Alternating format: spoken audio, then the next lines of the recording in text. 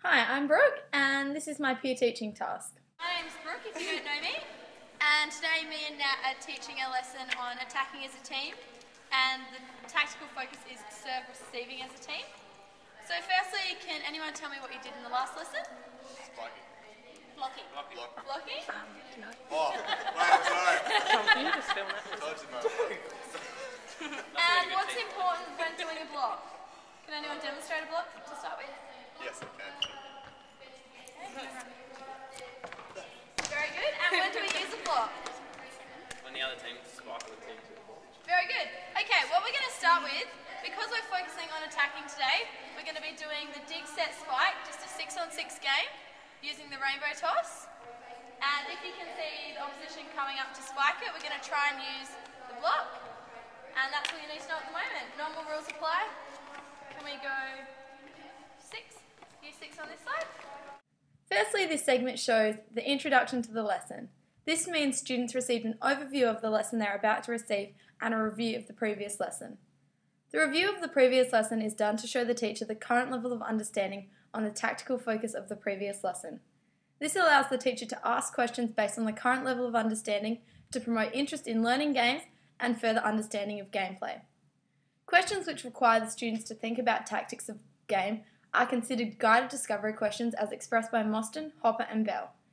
Guided discovery questions allow students to recognise the strategic ways of play, tactics, and how to beat an opponent, and the technical aspects required to complete the skill of playing a game. This ensures the deeper development of understanding as students are required to think for themselves rather than give a simple answer which would be assumed of traditional approaches with technical focus.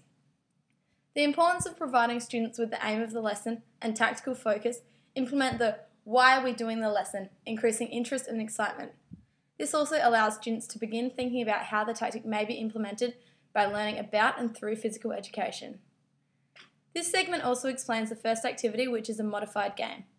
This activity is used as the TGFU approach is being applied, which sees game practice and tactical awareness as the vital component to teaching. By playing a modified game, children should begin to see the need for, and the relevance of, particular techniques as they are required in the game situation. This allows students to play a modified game which implements the dig, set, spike and practice of the focus of the previous lesson, which in this case was the block. During the beginning of this segment, safety considerations should have been implemented to ensure each individual was wearing the correct footwear and to see if anyone had previous injuries that could be affected by participating in the lesson. These safety considerations are considered as duty of care to ensure students do not face an unreasonable risk of harm for themselves and their peers.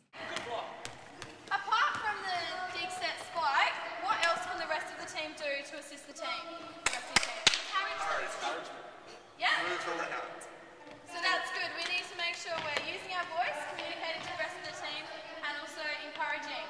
So this time I want to hear, if the ball's coming towards you, you have to say mine. If you don't call for the ball, then you lose the point. So everyone who touches the ball has to use their voice. The aim of the tactical approach is to improve students' game performance, which involves combining tactical awareness and skill execution.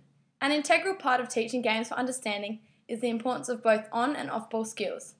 This stoppage shows directed questioning around the importance of off-ball skills in a volleyball situation. This game modification enables students to develop a better understanding of the tactical off-ball requirements to make more appropriate decisions of how to move on court. The implication forces each player to communicate as they are executing the skill to the rest of the team members. This allows the other members of the team time to react and recover, or respond and recover as expressed by Hopper, to set up appropriate skill execution and further game involvement.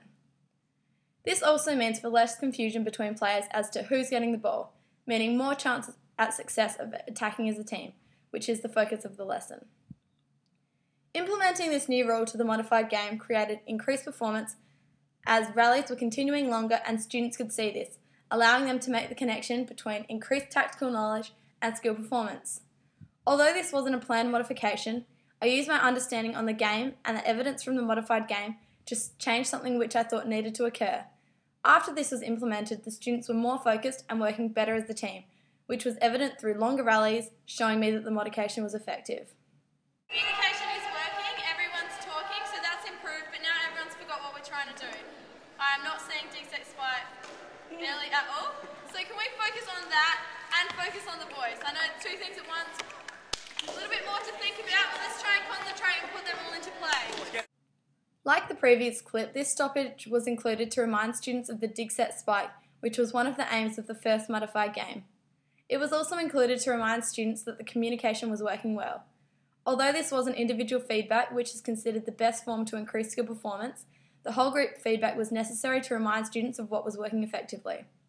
During this stoppage, it would have been good to ask students whether they thought there was an improvement in rallies, and if they responded yes, this could be followed up with a question such as, why do you think this is occurring? Assuming the response of increased communication. This would show the teacher that the connection between the off-ball tactics and increased gameplay was made by the students, which is the underlying aim of the tactical games approach. Alright, so that was really good.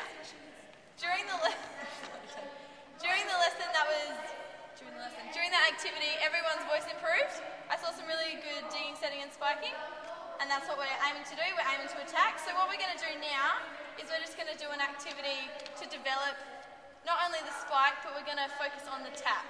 So the last lesson we looked at the blocking, and this time we're going to aim to tap the ball over, so to tactically beat the block. What I'm going to do is, can everyone line up on the black line just in high order?